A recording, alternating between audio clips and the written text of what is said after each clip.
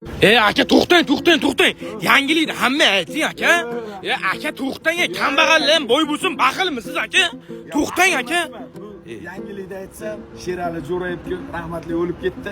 Yulduz opama Usmonova, Ozodbek Nazarbek ham butun estrada qiziqchi, san'atkor, bloger, instagrammer, youtuber hammasi kelib oladi TikTokka. Aka aytmasangiz bo'lmaydi. Kambag'allar ham bo'lsin ayting. Boy bo'lsin aka. Videoga podpiska, like bossin, keyin aytaman, bo'lsin. Aka to'xtang, podpiskani ham, like ham bo'lsa, aytmasangiz bo'lmaydi. Bosdi. Tamom. Xullas do'stlar, TikTokda monetizatsiya oldi. Bu degani TikTok 1 million prosmotriga $250 kashelogingizga pul tushiryapti. Eng qizig'i qanday qulayligi nima? 15 kun ichida videoning bittasi 1 million bo'lishi kerak emas. Yo'q-ku.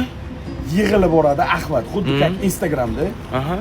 15 million prosmotr yoki 20 million prosmotr bo'lsa, 15 kun ichida yig'ilgan prosmotringning ahvatiga 1 millioniga $250 dan TikTok kartangga, Visa kartachangga tushirib beradi. Yo, unasini imsin. Mana bu pastda ko'rib turgan summalaring 15 kunlik rezultat, videolar orqali ishlagan daromadim.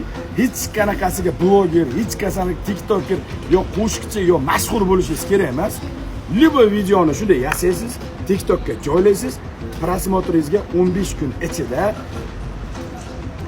где-то средний men taxmin qilaman, havaskor odam ham $10,000 pul topasiz. Javob. Gap bo'lishi mumkin, masalan, 100 ming podpischikingiz bo'lishi kerak. 100 ming. 100 mingdan oshgandan keyin monetizatsiya yonadi. Libo inson TikTokdan katta pul topadi, katta summa topadi. U pulni TikTokning o'zi, platformani o'zi. Bekor aytdim-da, hozir ertaga Yulduz Usmonova ham shunday kirib TikToker bo'lib o'tirmasa bo'ldi deydi. Addushi bra. Video yoqdimi? Yoqdi. Обязательно bunaqa foydali videoga podpiska bosib, obuna bo'lib, like bosib qo'ymasangiz xafa bo'laman. Addushi brat. Gap yo'q. Sizlarga nasib. Addushi.